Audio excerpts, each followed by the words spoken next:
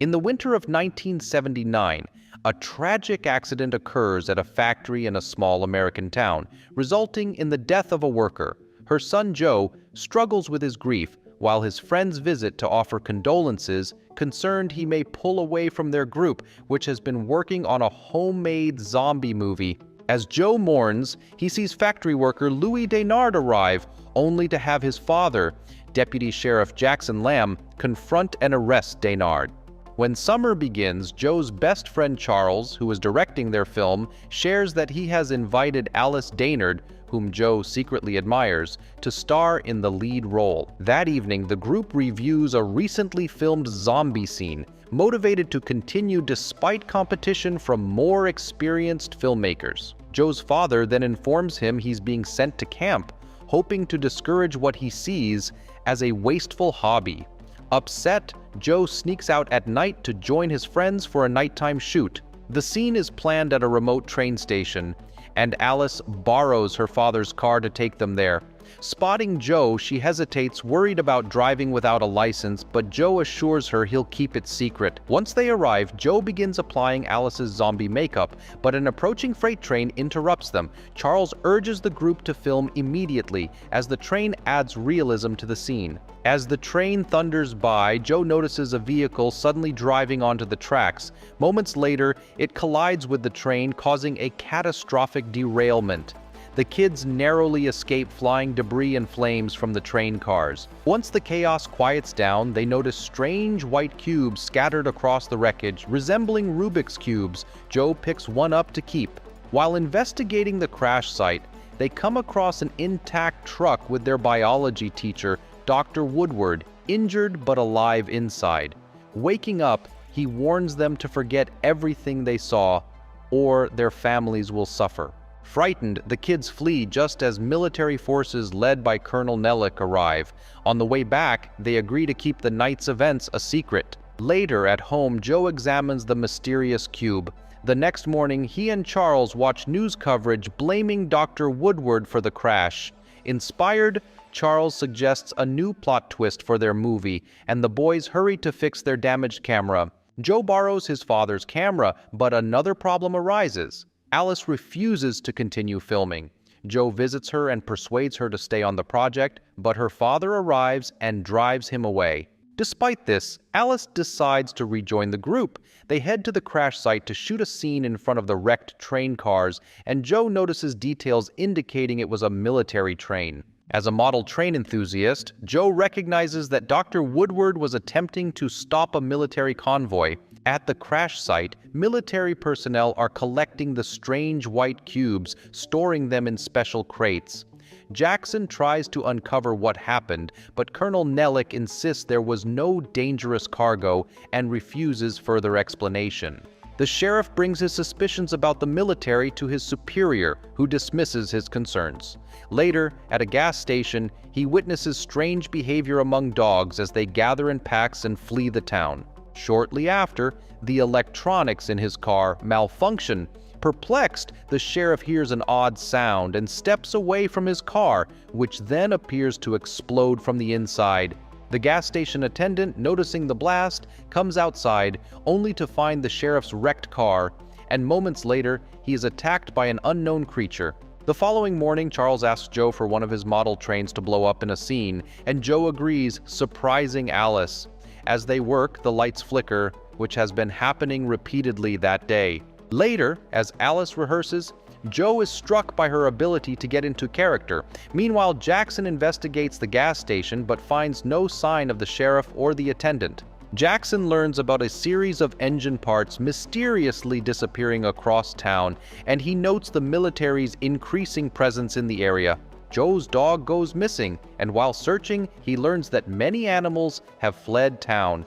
Returning home, he overhears police discussing events and learns the military is searching for a vehicle with tire tracks like those found at the crash site. Joe quickly tells Charles, and at the same time, electrical workers struggle to repair power lines that keep being cut by someone or something.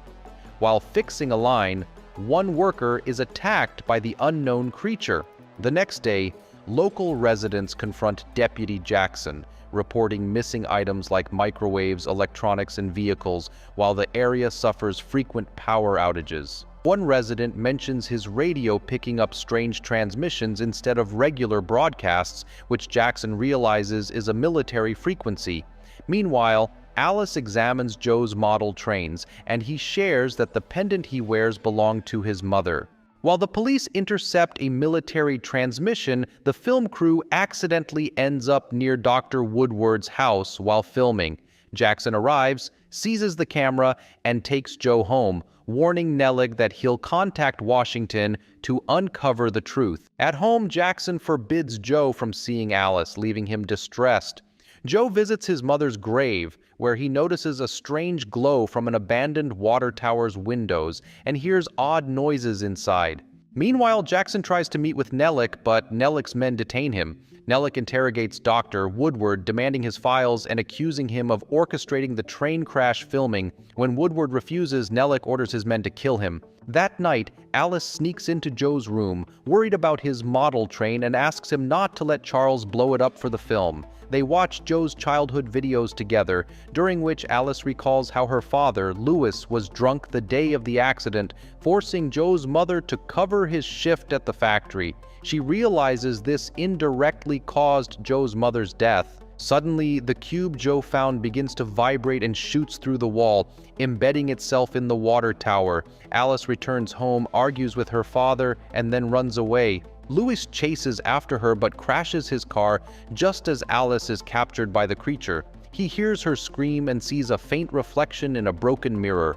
The next day, Joe tells Charles about the cube's strange behavior. Upset, Charles blames Joe for picking it up and admits he invited Alice because he liked her, though she seems to prefer Joe. Their talk is interrupted by playback footage from the crash, showing a strange creature emerging from the wreckage.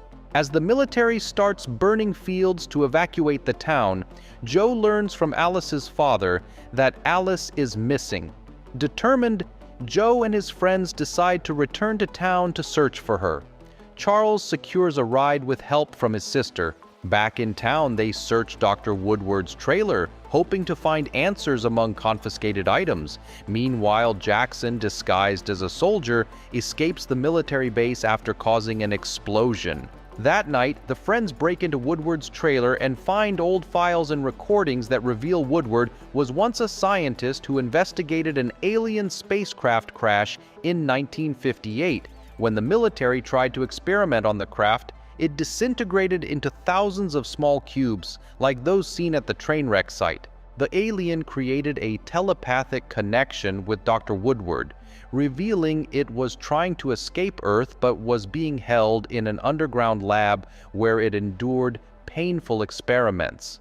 Since then, Woodward had developed a plan to help it escape. The kids are stunned by this discovery, but Nellick's military team arrives, capturing them and taking them on a bus.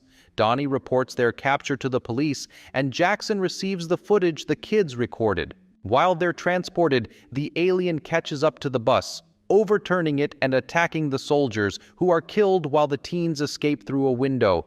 Nellick fights back but is killed.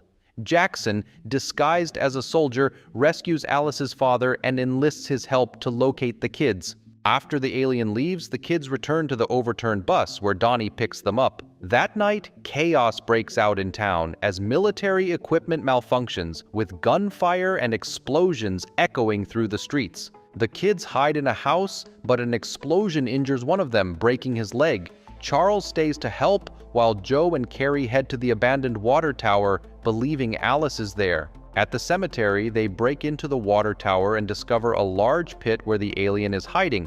Inside, they see it building a device from car parts and electronics. The alien had kept its abductees sedated, apparently for fresh food. While Carrie distracts the alien, Joe frees Alice and 2 other captives, including the sheriff. Joe acknowledges the alien's anger toward humanity, and it listens, sparing the teens before retreating. A loud rumble signals the creature's machine activating. Metal objects, including military weapons and the scattered cubes, are drawn toward the water tower, forming the alien's ship. Joe and Alice reunite with their fathers, watching as the alien boards its ship. Joe's locket, a keepsake from his mother, begins to pull toward the ship. He lets it go, understanding it connects the aliens' technology to Earth. Holding hands, Joe and Alice watch as the alien ship lifts off and departs.